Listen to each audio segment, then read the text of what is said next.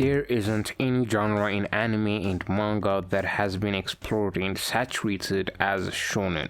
Aside from isekai, of course. But unlike isekais, which saturate the market due to the large quantity of them we get every season, shonen is saturated because of the tendency of them being popular easily if done right. And when I say shonen, I'm merely talking about battle shonens, in which it's a fantasy story and we have all the shonen tropes that Dragon Ball pioneered, such as the theme of friendship heavily being prevalent, epic power-ups, and etc.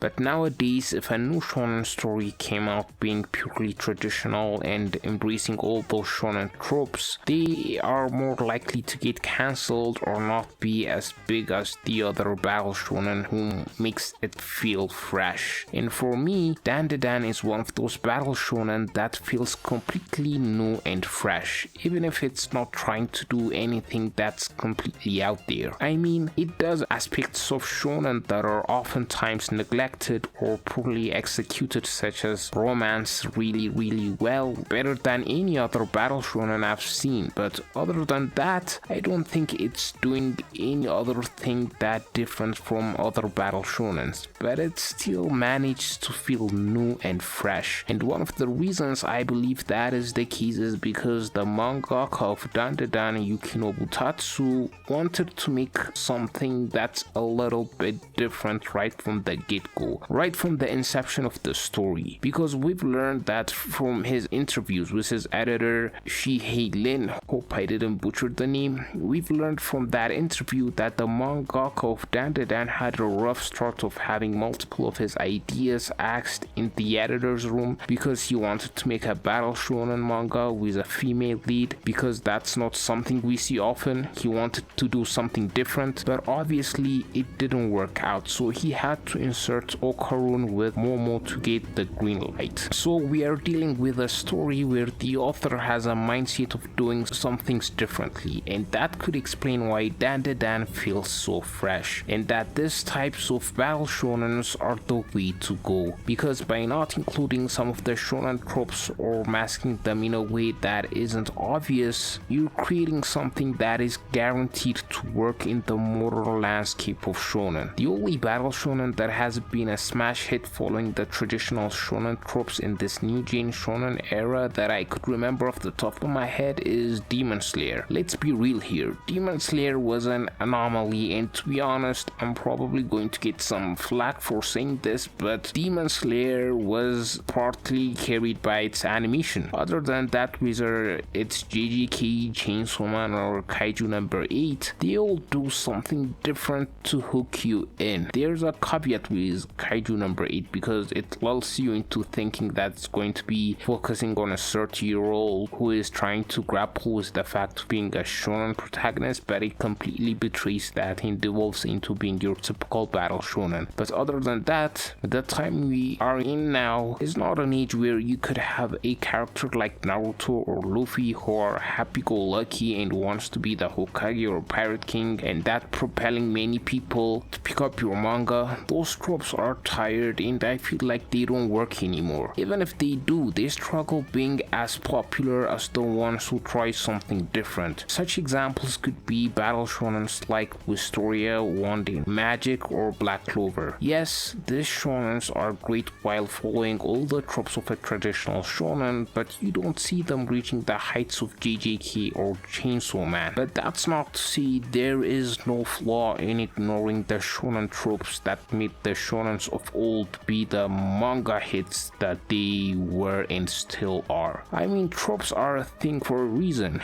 and that is because they work. Battle shonens like One Piece, Bleach, Dragon Ball, and Naruto are one of the goats of battle shonen because they thrive in shonen tropes. I'm not saying that's the only thing to them, but the shonen tropes such as the theme of friendship being heavily present, the shonen power-ups, and many other tropes that I'm not mentioning mentioning really lift up a battle shonen story if done right, and I feel like some new gen neglect those tropes in order to feel fresh, and that might hold back the story, but I don't feel that with Dandadan. The cast of characters are so fun to watch, and their relationship and the dynamics that they develop are done so well that I don't feel it's neglected. One aspect of Dandadan I appreciate, aside from having a good romance between the main characters that we don't often see in shonen, is that the unabashed absurdism that goes in the story. It's absolute insanity from the beginning, with the introduction of Turbo Granny and the Serpo aliens, and that in my opinion is one of the best introductions to a shonen story, because it sets the tone perfectly and it makes you know what to expect from the story. Also, I love that Dandadan is comedy heavy. I feel like we don't get those types of battle shonens these days, and I really appreciate that about Dandadan.